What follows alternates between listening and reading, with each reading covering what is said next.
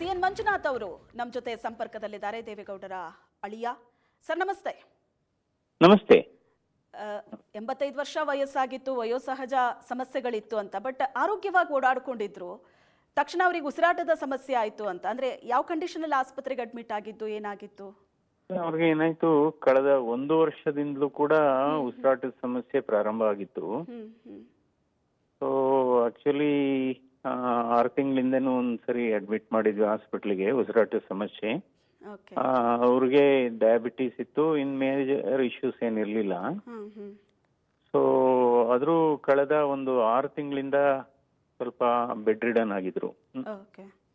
So ಮನೆಯಲ್ಲೇ ಒಂದು mini ICU ಮಾಡಿದ್ವಿ. ಸೊ ಅಲ್ಲೇ ಎಲ್ಲ ರೀತಿ ಆಕ್ಸಿಜನ್, ಮಾನಿಟರಿಂಗು, ಫಿಸಿಯೋಥೆರಪಿ ಪ್ಲಸ್ ಇದೆಲ್ಲ ಇತ್ತು. 24/7 ಸ್ಟಾಫ್ ನರ್ಸ್ಗಳು ಕೂಡ ನೋಡ್ಕೊಂತಾ ಇದ್ರು. ಸೊ ಆದ್ರೆ ಕಳೆದ ಒಂದು 3-4 ಡೇಸ್ ಇಂದ ತುಂಬಾ ಜಾಸ್ತಿ ಆಯ್ತು ಉಸಿರಾಟದ ಸಮಸ್ಯೆ. ಸೊ ಅವಾಗ ಮಣಿಪಾಲ್ ಹಾಸ್ಪಿಟ್ಲಿಗೆ ಅವ್ರನ್ನ ದಾಖಲು ಮಾಡ್ಲಾಯ್ತು. ಸೊ ಇವತ್ತು ವಿಧಿವಶ ಆಗಿದ್ದಾರೆ.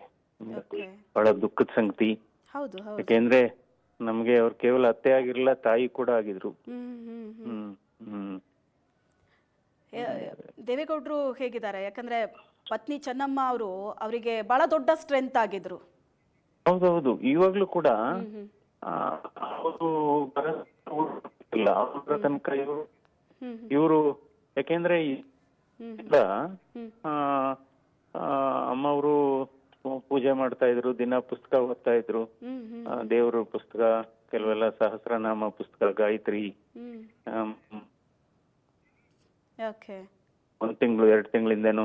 ಈಗೊಂದು ವಾರದಿಂದೆ ನಾನು ಹೋಗಿದ್ದೆ. ಆವಾಗ ನಾನು ಕೂಡ ವಾರದಲ್ಲಿ 2 ಸರಿ ಅವ್ರನ್ನ ಬೆಂಗಳೂರಲ್ಲಿದ್ದಾಗ ತಪಾಸಣೆ ಮಾಡ್ತಾ ಇದ್ದೆ ಪಿರಿಯಾಡಿಕ್ ಆಗಿ. ನಮ್ಮ ಇದು ನಾದ್ನಿಯವರಾದ ಶೈಲಜಾ ಅವರು ಆಲ್ಮೋಸ್ಟ್ 24/7 ಅವರೇ ಆರೈಕೆ ಮಾಡ್ತಾ ಇದ್ರು ಮನೆಯಲ್ಲಿ. ಸೊ ಆವಾಗ ವೀಲ್ ಚೇರ್ ಅಲ್ಲಿ ಅಮ್ಮವರು ಗೌಡ್ರ ಹತ್ರ ಕೂತಿದ್ರು, ಜೊತೆಲೆ ಊಟ ಮಾಡ್ತಾ ಇದ್ರು. About 10 days back. ಅಂದ್ರೆ ಇಬ್ಬರಿಗೂ ಅಟ್ಯಾಚ್ಮೆಂಟ್, ಅವ್ರು ಬಹಳ ಅಟ್ಯಾಚ್ಮೆಂಟ್. ಇವತ್ತು ಸನ್ಮಾನ್ಯ ದೇವೇಗೌಡರು ಕೂಡ ತುಂಬಾ ಘಾಸಿ ಆಗಿದೆ, ಆಘಾತದಲ್ಲಿದ್ದಾರೆ, ಹೇಳ್ತಾ ಇದ್ದಾರೆ.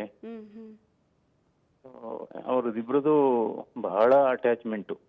ಯಾಕೆಂದ್ರೆ ಊಟ ಮಾತ್ರ ಎಷ್ಟು ಉಪವಾಸ ಮಾಡ್ತಾ ಇದ್ರು ಅವ್ರಿಗೆ ಇವ್ರ ಕಾಯರು, ಇವ್ರು ಅವ್ರಿಗೆ ಕಾಯರು. ಈಗ್ಲೂನು ಮೇ ಬಿ 10 ದಿವಸದಿಂದನೇ. ದೇವೇಗೌಡರು ರಾಜಕೀಯವಾಗಿ ಅನೇಕ ಹುದ್ದೆಗಳನ್ನ ಏರಿದವರು, ಪ್ರಧಾನಮಂತ್ರಿ ಹುದ್ದೆಯನ್ನೂ ಕೂಡ ಏರಿದವರು. ಅವರ ರಾಜಕೀಯ ಈ ಏಳಿಗೆಯಲ್ಲಿ ಚೆನ್ನಮ್ಮ ಅವರ ಪಾತ್ರ ಹೇಗಿತ್ತು? ಅವರ ಸಪೋರ್ಟ್ ಹೇಗಿತ್ತು? ಬಹು ದೊಡ್ಡ ಪಾಲು ಅನ್ಬೇಕು. ಯಾಕೆಂದ್ರೆ ಚೆನ್ನಮ್ಮನವರ ಸರಳತೆ, ತಾಳ್ಮೆ, ತ್ಯಾಗ ಮನೋಭಾವ ಮತ್ತು ಸಹಕಾರ ಇವೆಲ್ಲ ಇಲ್ಲದೆ ಇದ್ರೆ ದೇವೇಗೌಡರು ರಾಜ್ಯ ಮಟ್ಟದಲ್ಲಿ ಮತ್ತು ರಾಷ್ಟ್ರ ಮಟ್ಟದಲ್ಲಿ ಆ ಉನ್ನತ ಶಿಖರಕ್ಕೆ ಹೋಗಕ್ ಆಗ್ತಿರ್ಲಿಲ್ಲ. ಅದರಲ್ಲಿ 2 ಮಾತಿಲ್ಲ. ನೋಡಿ, ಅವರು ಪ್ರಧಾನ ಮಂತ್ರಿ ಆಗಿದ್ದಾಗ್ಲೂ ಅವರು ಸರಳತೆನಲ್ಲಿ ಇದ್ರು.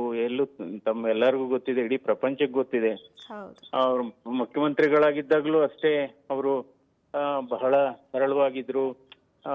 ಪೂಜೆ ಮಾಡೋದು, ಬಂದಂತ ಜನರಿಗೆ ಆರೈಕೆ ಮಾಡೋಂಥದ್ದು, ಅವರು ಆ ರೀತಿ ಅದು ಅಂಥ ದೊಡ್ಡ ಪದವಿಗಳಲ್ಲಿ ಇದ್ದಂತ ಸಂದರ್ಭದಲ್ಲೂ ಕೂಡ ಅವರು ಒರಿಜಿನಾಲಿಟಿ ಬದಲಾವಣೆ ಆಗ್ಲೇ ಇಲ್ಲ.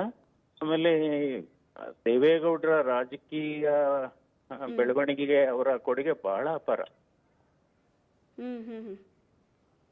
ಯಾಕೆಂದ್ರೆ ಅವರು ಮದುವೆ ಆದಾಗ್ಲಿಂದನೂ ಅಷ್ಟೇ, ಅವರು ದೇವೇಗೌಡರು ಒಂದು ಸಣ್ಣ ಕಾಂಟ್ರಾಕ್ಟ್ ಮಾಡುವಾಗ ಅಥವಾ ಅವ್ರ ತಂಗಿದಿರು ಮದುವೆ ಮಾಡುವಾಗ ಹಣದ ಸಮಸ್ಯೆ ಆದಾಗ ಅವ್ರು ಒಡವೆ ಕೊಟ್ಟಿದ್ದಾರೆ ಅವರು.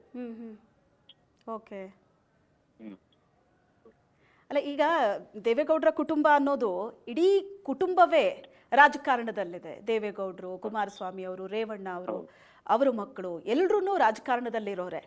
ಈಗ ನಿಮಗೇನಾದ್ರೂ ಅವರು ಸಲಹೆ ಕೊಡ್ತಿದ್ರಾ, ಅಥವಾ ಕೌಟುಂಬಿಕವಾಗಿ ಏನಾದ್ರೂ ಸಲಹೆ ಕೊಡ್ತಾ ಇದ್ರಾ, ರಾಜಕೀಯವಾಗಿ ಏನಾದ್ರೂ ಸಲಹೆ ಕೊಡ್ತಾ ಇದ್ರಾ? ಯಾವ ತರ ಮಾತಾಡ್ತೀರಾ? ರಾಜಕೀಯವಾಗಿ ಸಲಹೆ ಏನಿಲ್ಲ. ಸೊ ಎಲ್ಲ ಅಂದ್ರೆ ಮಕ್ಕಳು ಚೆನ್ನಾಗಿ ಓದ್ಬೇಕು, ಚೆನ್ನಾಗಿರ್ಬೇಕು, ಪ್ರತಿಯೊಬ್ರು ಅಷ್ಟೇ, ಮಕ್ಕಳು ಮೊಮ್ಮಕ್ಕಳು ಎಲ್ಲರೂ ಚೆನ್ನಾಗಿರ್ಬೇಕು, ಅಂದ್ರೆ ವಿದ್ಯಾವಂತರಾಗ್ಬೇಕು, ಆ ರೀತಿ. ಅವ್ರಿಗೆ ಮಕ್ಕಳು ಅಥವಾ ಮೊಮ್ಮಕ್ಕಳು ಅಥವಾ ಅಳಿಯಂದಿರು ರಾಜಕೀಯಕ್ಕೆ ಬರಬೇಕು ಅಂತ ಎಂದೂ ಆಸೆ ಪಟ್ಟವರಲ್ಲ. ಇವನ್ನು ಕುಮಾರಸ್ವಾಮಿ ರೇವಣ್ಣವ್ರಿಗೂ ಕೂಡ ಅವರು ಯಾವಾಗ್ಲೂ, ಯಾಕೆಂದ್ರೆ 1982ನೇ ಇಸ್ವಿನಲ್ಲಿ ನಮ್ದು ಆ ಕುಟುಂಬದಲ್ಲಿ ಮೊದಲನೇ ಮದ್ವೆ ನಮ್ದೇನೆ, ನಮ್ದು ಮತ್ತು ಡಾಕ್ಟರ್ ಅನ್ಸೂಯ. ಆವಾಗ ಎಲ್ಲ ಅವರು ಬಹಳ ಮಕ್ಕಳಿಗೆ ಹೇಳ್ತಾ ಇದ್ದದ್ದು, ಅವ್ರ ಮಕ್ಕಳಿಗೆ ಮತ್ತು ಮೊಮ್ಮಕ್ಕಳಿಗೆ, ನೀವು ಓದ್ಬೇಕು, ವಿದ್ಯಾವಂತರಾಗ್ಬೇಕು, ಬುದ್ಧಿವಂತರಾಗ್ಬೇಕು, ಜ್ಞಾನವಂತರಾಗ್ಬೇಕು. ಸೊ ರಾಜಕೀಯಕ್ಕೆ ಬನ್ನಿ ಅಂತ ಒಬ್ರಿಗೂ ಹೇಳಿಲ್ಲ ಅವರು. ಆದ್ರೆ ಎಲ್ರು ರಾಜಕೀಯಕ್ಕೆ ಬಂದ್ರು, ಬಹುತೇಕ ಎಲ್ರು. ಹೌದೌದು. ನಿಮಗೇನಾದ್ರೂ ಅವರು ನಿಮಗೆ ಹೇಳಿದ ಮಾತು ಆತರ ಏನಾದ್ರೂ ಮೋಸ್ಟ್ ಮೆಮೊರೇಬಲ್ ಅಂತ? ಅವರು ಅಂದ್ರೆ ನಾವು ಮದ್ವೆ ಆದಾಗ ಏನಾಗ್ತಾ ಇತ್ತು ಅಂದ್ರೆ, ನಾನು MD ಓದ್ತಾ ಇದ್ದೆ. ಸೊ ಆ ಸಂದರ್ಭದಲ್ಲಿ ನಾವೆಲ್ಲ ನೈಟ್ ಡ್ಯೂಟಿ ಹಾಗೆ ಹೀಗೆ, ಊಟನೂ ಸರಿಯಾಗಿ ಮಾಡ್ತಿರ್ಲಿಲ್ಲ. ಸೊ ನಿಮ್ಮ ಆರೋಗ್ಯ ನೋಡ್ಕೊಳ್ಳಿ, ಚೆನ್ನಾಗಿ ಓದ್ಕೊಳ್ಳಿ. ಆಮೇಲೆ ಬಹಳ ಹೆಮ್ಮೆ ಇತ್ತು ಅವ್ರಿಗೆ, ಯಾರಾದ್ರೂ ಚೆನ್ನಾಗಿ ಓದಿ ಈ ತರ ಇದ್ರೆ. ಆಮೇಲೆ ಮೊಮ್ಮಕ್ಳಿಗೂ ಅಷ್ಟೇ, ಪ್ರತಿಯೊಬ್ರು ಮೊಮ್ಮಕ್ಕಳು ಬರ್ತ್ಡೇಗಳಲ್ಲಿ ಅಥವಾ ನಾಮಕರಣಗಳಲ್ಲಿ ಬಹಳ ಖುಷಿ ಪಡೋರು. ಸೊ ಅಂದ್ರೆ ಯಾವಾಗ್ಲೂ ಇದು ಈ ಹಣ ಆಸ್ತಿ ಬಗ್ಗೆ ಯಾವತ್ತೂ ಮಾತಾಡಿದಾರಲ್ಲ ಅವರು. ಈ ಆಡಂಬರವಾಗಿ ಇರ್ಬೇಕು ಇಲ್ಲ, ಒಂದು ಸೀರೆಗೆ ಆಸೆ ಪಟ್ಟವರಲ್ಲ, ದೊಡ್ಡ ಅಥವಾ ಇದು ಒಡವೆಗೆ ಆಸೆ ಪಟ್ಟವರಲ್ಲ. ಎಷ್ಟೇ ಎತ್ತರಕ್ಕೆ ಬೆಳೆದ್ರೂ ಸಹ ಆ ಸರಳತೆ ಅವರಲ್ಲಿತ್ತು. ಅವರ ವ್ಯಕ್ತಿತ್ವ, ಅವರ ಮಾತಲ್ಲೂ ಸರಳತೆ ಇತ್ತು, ನಡೆನುಡಿಯಲ್ಲೂ ಸರಳತೆ ಇತ್ತು. ಹೌದೌದೌದು. ಯಾಕೆಂದ್ರೆ ಅವರ ವಿಲ್ ಪವರ್ ಅದ್ಭುತ ಬಹುಶಃ. ಯಾಕೆಂದ್ರೆ ಅವ್ರ ಕ್ಷಮಿಸುವ ಗುಣ ಇದೆಯಲ್ಲ. ಈಗ ನೋಡಿ, ಅವ್ರಿಗೆ 2001ನೇ ಇಸ್ವಿನಲ್ಲಿ ಆಸಿಡ್ ಅಟ್ಯಾಕ್ ಆಯ್ತು. ಆ ಸಂದರ್ಭದಲ್ಲಿ ಅವರ ಸರ್ವೈವಲ್ ಚಾನ್ಸಸ್ ಓನ್ಲಿ 2%.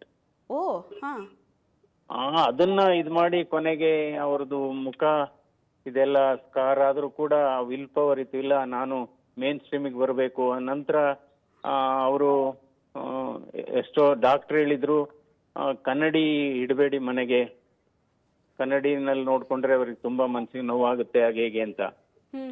ಆಗ ನಮ್ಗೆ ಹೇಳಿದ್ರು, ಇಲ್ಲ ನಾನು ಅಕ್ಸೆಪ್ಟ್ ಮಾಡ್ಕೊಂಡಿದೀನಿ, ನನ್ನ ಮುಖ ಈಗ ಸ್ವಲ್ಪ ಹಾಳಾಗಿದ್ರು ಕೂಡ ಪರವಾಗಿಲ್ಲ, ನಾನು ಎಲ್ಲ ಇದು ಮದುವೆಗಳಿಗೆ ಹೋಗ್ತೀನಿ, ದೇವಸ್ಥಾನಕ್ಕೆ ಹೋಗ್ತೀನಿ, ಪೂಜೆ ಮಾಡ್ತೀನಿ. ಆ ವಿಲ್ ಪವರ್ ಅಲ್ಲಿ ಬಂದ್ರವ್ರು. ಆಮೇಲೆ ಕ್ಷಮಿಸುವ ಗುಣ ನೋಡಿ, ಅವರು ಅವ್ರಿಗೆ ಅವ್ರ ಮೇಲೆ ತೊಂದರೆ ಮಾಡಿದವ್ರನ್ನು ಕ್ಷಮಿಸ್ಬಿಟ್ರು. ನಿಜ ನಿಜ.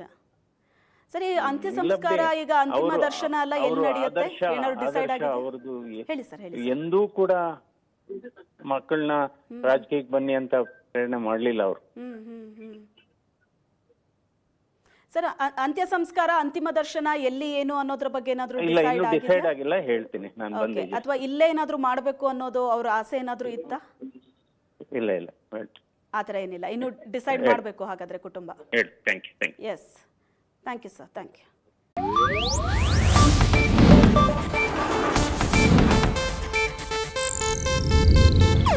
ಇದು ಏಷ್ಯಾನೆಟ್ ನ್ಯೂಸ್ ನೆಟ್ವರ್ಕ್ ಪ್ರಸ್ತುತಿ.